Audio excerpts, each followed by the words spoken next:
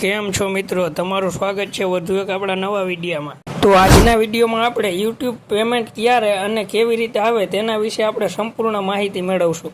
હવે મિત્રો, YouTubeનો એક નિયમ છે કે જ્યારે $100 બને છે ત્યારે તમને તે પેમેન્ટ ટ્રાન્સફર થાય છે, પણ તેના માટે બે રીઝન છે, તેને આપણે સમજી લઈએ। હવે તમને YT સ્ટુડિયોમાં $100 દેખાડતા હોય છે, પણ તમારું પેમેન્ટ ટ્રાન્સફર નથી થતું।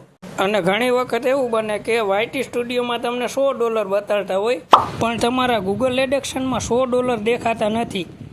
તો ગૂગલ એડેક્શનમાં ક્યારે પેમેન્ટ એડ થાય છે અને YT સ્ટુડિયોમાં કેવી રીતે પેમેન્ટ બતાડે છે તેના વિશે સંપૂર્ણ માહિતી મેળવશું। હવે જે લોકોને ચેનલ મોનોટાઈઝ છે અને પેમેન્ટ પણ આવી ગયું છે તે લોકોને તો આ પ્રોસેસ વિશે ખબર જ હોય છે, પણ મારી જેમ હમણાં નવા યુટ્યુબર જેને ચેનલ મોનોટાઈઝ કરી છે તેના માટે પેમેન્ટ ક્યારે આવે છે અને આપણે તેના માટે શું કરવાનું હોય છે તેના વિશે સંપૂર્ણ માહિતી મેળવશું। હવે આપણે YouTube પેમેન્ટ વિશે શરૂઆતથી જ માહિતી મેળવીએ। તમે તમારા YouTube ચેનલને મોનેટાઈઝ માટે અપ્લાય કરી દીધું છે અને તે મોનેટાઈઝ થઈને આવી ગયું છે, તો મિત્રો તમે અહીં સ્ક્રીન રેકોર્ડિંગમાં જોઈ શકો છો તે પ્રમાણે। તો સૌથી પહેલાં તમારે આવી રીતે દરેક વિડીયોમાં જઈ અને મોનિટાઇઝેશનનું ઓપ્શન ઓફ હોય તો તેને ઓન કરી દેવાનું છે। હવે જેવા જ તમારા ગૂગલ એડેક્શનમાં $10 બનશે એટલે તમને ગૂગલ એડેક્શન દ્વારા વેરિફિકેશન આઈડીનું ઓપ્શન આપવામાં આવશે, એટલે કે ગૂગલ પિન માટે તમારે અપ્લાય કરવાનું આવશે।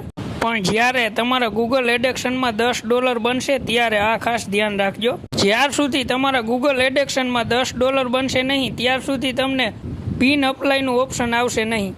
હવે તમે ગૂગલ પિન માટે અપ્લાય કરશો એટલે તમને 20 થી 22 દિવસમાં તમારા એડ્રેસ ઉપર ગૂગલ પિન મળી જશે અને તે પિનને તમારે વેરીફાઈ કરવાનું હોય છે।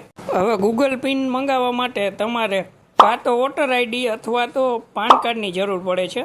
આ બંને ડોક્યુમેન્ટમાંથી તમારી પાસે કોઈ પણ એક ડોક્યુમેન્ટ હોય તો તમે ગૂગલ પિન માટે અપ્લાય કરી શકો છો, પણ તમારે પાન કાર્ડની તો જરૂર પડે જ છે। તે પણ તમારી પાસે ઓરિજિનલ પાન કાર્ડ હોવું જોઈએ, કે નહીં કે PDF કે ઝેરોક્સ। તમારી ફોનની અંદર હોય તે ડોક્યુમેન્ટ નહીં ચાલે, ઓરિજિનલ ડોક્યુમેન્ટ હોવા જોઈએ।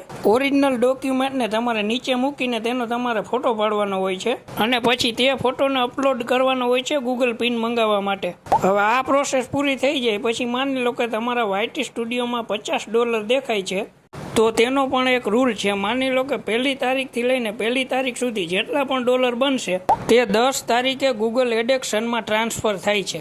હવે માની લો કે 1લી તારીખથી 1લી તારીખમાં તમારે $50 બન્યા છે, તો તે ડોલર ગૂગલ એડેક્શનમાં 10 તારીખે તમને દેખાશે। અને જો તમારા ગૂગલ એડેક્શનમાં $100 થઈ ગયા છે તો તે દર મહિનાની 21 તારીખે તે ડોલર તમને ટ્રાન્સફર કરવામાં આવશે, વાયર ટ્રાન્સફર તમારા બેંકની અંદર। અને બેંકની અંદર જો તમારું બેંક એકાઉન્ટ સારું છે તો 5 થી 6 દિવસની અંદર તમારું પેમેન્ટ બેંકની અંદર ક્રેડિટ થઈ જશે। અને ખાસ ગૂગલ એડેક્શનમાંથી તમારે તમારું પેમેન્ટ ટ્રાન્સફર કરવા માટે તમારે બેંક એકાઉન્ટ જોડવું જરૂરી છે। અને બેંક એકાઉન્ટ જોડવા માટે તમારી ડિટેલની સાથે સાથે IFSC કોડ અને સ્વિફ્ટ કોડ પણ નાખવા જરૂરી હોય છે। સ્વિફ્ટ કોડ તમે તમારા બેંકના મેનેજર પાસેથી મેળવી શકો છો, અને ખાસ જે બેંકમાં તમારું ખાતું હોય તે જ બેંકમાંથી તમારે સ્વિફ્ટ કોડ લેવાનો હોય છે, એટલે તમારે બેંકમાં જઈને જ પૂછી લેવાનો છે કે બેંકનો સ્વિફ્ટ કોડ શું છે। અને YT સ્ટુડિયોમાં તમને જે રેવન્યુ દેખાય છે તે તમારું ડેઇલી રેવન્યુ હોય છે, અને તે રેવન્યુ ગૂગલ એડેક્શનમાં ડેઇલી દેખાતું નથી, તે માત્ર મહિનાની 10 તારીખે જ એડ થાય છે।